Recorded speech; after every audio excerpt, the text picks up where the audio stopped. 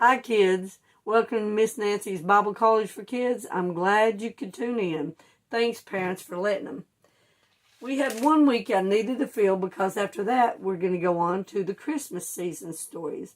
And when we start them, the next broadcast, we're going to back in from the end of Jesus' life, the resurrection, back to the birth of the baby and a little bit beyond that. But today we're going to go with Moses and the law. They was fighting the fights. They'd come out of Egypt and they are going into the land that was promised them. So this is in the Old Testament in the book of Exodus, chapter 17 and 18. Let's get started. In verse 8, Then came Amalek and fought with Israel in Rephidim. And Moses said unto Joshua, Choose us out men and go out, fight with Amalek. Tomorrow I will stand on the top of the hill with the rod of God in my hand. I imagine that rod of God was pretty heavy. So Joshua did as Moses had said to him and fought with Amalek. And Moses, Aaron, and Hur went up the hill to the top of the hill. And it came to pass when Moses held up his hand that Israel prevailed. That means that they were winning. And when he let down his hand, Amalek prevailed. But Moses' hands were heavy. And they took a stone, Aaron and Hur did, and put it under Moses, and he sat thereon. And Aaron and Hur stayed up his hands, the one on the right side, or on the one side, and the other on the other side. And his hands were steady until the going down of the sun. In other words, they stood there and held his hands up so they could win until sundown. And Joshua discomfited Amalek and his people with the edge of the sword. That's how the slaughter was happening. And the Lord said unto Moses, Write this for a memorial in a book, and rehearse it in the ears of Joshua. For I will utterly put out the remembrance of Amalek from under heaven. And Moses built an altar, and called the name of it Jehovah Nissi. For he said, Because the Lord hath sworn that the Lord will have war with Amalek from generation to generation. But now here's the next chapter. When Jethro, the priest of Midian, Moses' father-in-law, heard all that God had done for Moses and for Israel his people, and that the Lord had brought Israel out of Egypt, then Jethro, Moses' father-in-law, took Zipporah, Moses' wife, after he had sent her back, and her 2 sons, of which the name of one was Gershom, for he said, I have been an alien in a strange land. And the name of the other was Eleazar, for the God of my father, said he, was mine help, and delivered me from the sword of the Philistines. The sword of Pharaoh, I apologize. And Jethro, Moses' father-in-law, came with his sons and his wife unto Moses into the wilderness, where he encamped at the mount of God. And when he said unto Moses, I, thy father-in-law Jethro, am coming to thee, and thy wife and her 2 sons with her. And Moses went out to meet his father-in-law, and did obeisance. So he was bowed down and just thankful to see him, and kissed him. And they asked each other of the welfare, and they came into the tent. And Moses told his father-in-law all that the Lord had done unto Pharaoh and to the Egyptians for Israel's sake. Man, that's a story for another day and time. But he pulled many miracles, and the Israelites saw it all. And all the travail that had come upon them by the way, and how the Lord delivered them. And Jethro rejoiced for all the goodness which the Lord had done to Israel, whom he had delivered out of the hands of the Egyptians. And Jethro said, Blessed be the Lord, who had delivered you out of the hand of the Egyptians, and out of the hands of Pharaoh, who hath delivered the people from under the hand of the Egyptians. Now I know that the Lord is greater than all gods. I wished everybody knew that, guys. For in the thing wherein they dealt proudly, he was above them. And Jethro, Moses' father-in-law, took a burnt offering, I love this part, and sacrifices for God. And Aaron came and all the elders to Israel to eat bread with Moses' father-in-law before God. So he made a feast, and they all came, and they were having a feast. And it came to pass on the morrow that Moses sat to judge the people, and the people stood by Moses from the morning until the evening. Long day for everybody, no doubt. And when Moses' father-in-law saw all that he did to the people, he said, What is this thing that thou doest to all the people? Why sittest thou thyself alone, and all the people stand by thee from the morning till the evening?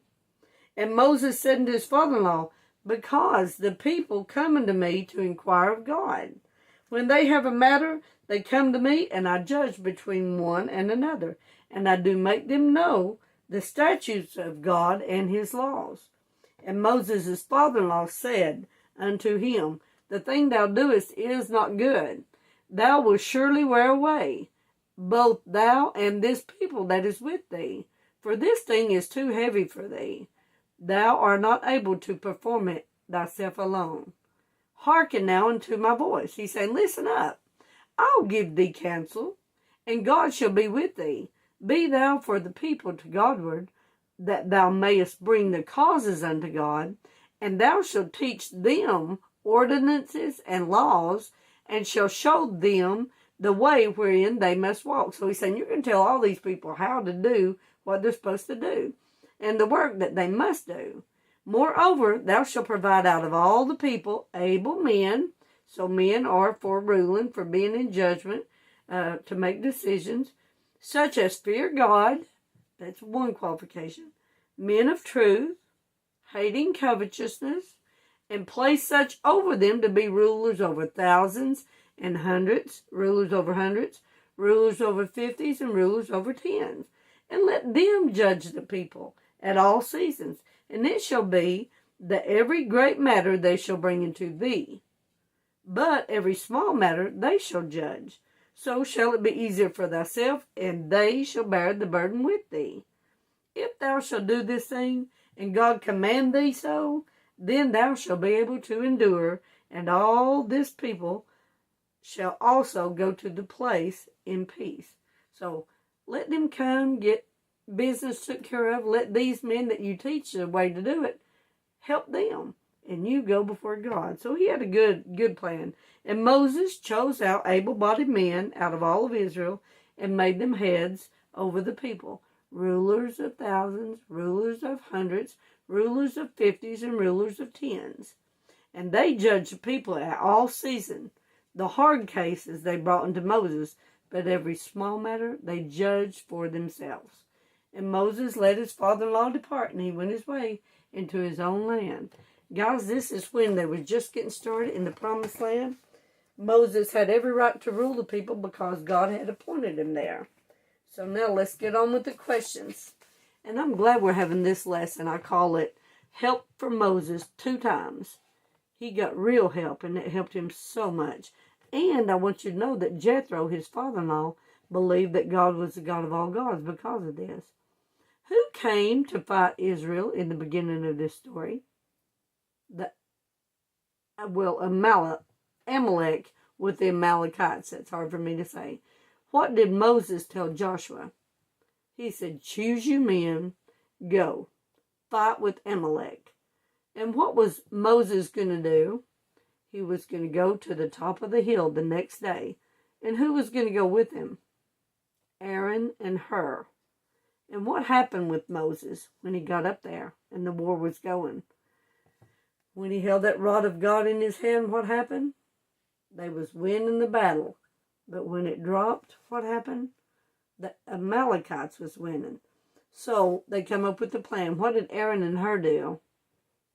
They took a stone and scooted it under Moses, and Moses sat on it. Then what did they do? One of them took one hand, one of them took the other one. One of them had to have the hand with the rod in it, and they held it up. How long did they hold it up? Until the evening, until the sun went down, didn't they? So, what did the Lord say to Moses? He said, write this down in a book, a memorial book. And he said, because I swear that the Lord will have war with Amalek from generation to generation. And who was Moses' father-in-law? Jethro. Who did Jethro bring to see Moses, and where did he bring him?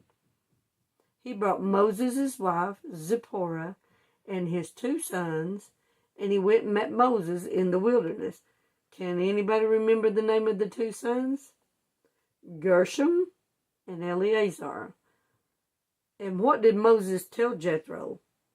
He started bragging on the Lord. Man, the Lord loves it when you brag on him. Why shouldn't we? Jesus Christ came into the world to save sinners. He died on the cross according to the scriptures. He was buried and rose the 3rd day according to the scriptures. But you know what? That wasn't the deal during this time period. Jesus hadn't been born yet as a man. But God was setting him up, and he is for Israel. So I just threw that in there for free, guys. But anyway, he started telling him what all the Lord had done, how he brought him out of Egypt, what all the miracles was that he did in front of Pharaoh and to Pharaoh against them, and how he led them and all that stuff. But he did it all for Israel's sake, didn't he? And the travail. And how did Jethro feel when Moses had informed him of all this stuff? He was rejoicing in his heart at how good he had it. Then, what did Jethro go and do? He went and made a feast. He made burnt offerings and sacrifices to God, and everybody came, didn't they? So they had him a feast. And how did Jethro react when he saw this the next day? He went out and he saw Moses sitting there, and there was people lying probably as far as the eye could see. And Jethro goes, "What are you doing? This is too much for you." So, what did he tell Moses to do? He said, "Well, I know they all come to you." And he said, "Take the bigger things," he said, "that matter so much, and you go to God for that." But then he made a suggestion. What was it, kids? He said, "Select you out some men, able men, smart men that don't like sin and stuff. Somebody you can trust, Moses." And he said, "Set them over how many people? Thousands, hundreds, 50s, and 10s. And he said, "Let them deal with the little stuff." So he had told him, he said, "If you keep going like this, you and the people are going to fall." And they would have, no doubt they would have fell. So what did Moses do? He got some able-bodied men together and taught them the law and the statutes of the land, like our sheriffs and cops and people like that. People we used to could trust. I'm not sure about the higher-ups right now. But anyway, he appointed some people so that they could do justice from one person to the next. But then, the things that mattered, that was great matters, he took to God himself. So that's how he dealt with it, and it worked out really good. And what did Jethro do in the end of this story? He left Moses, didn't he? They probably hugged and said bye. Don't know how long it was before they saw each other again, if they did. But anyway, he brought him his wife and his 2 boys. And so I hope you guys like this story. I know it was kind of scattered, but I just want you to know that the law was in effect at this time. Grace hadn't entered. Then when we start next week's lesson, we'll start the Christmas season. Thanks, guys. See you next time. Bye.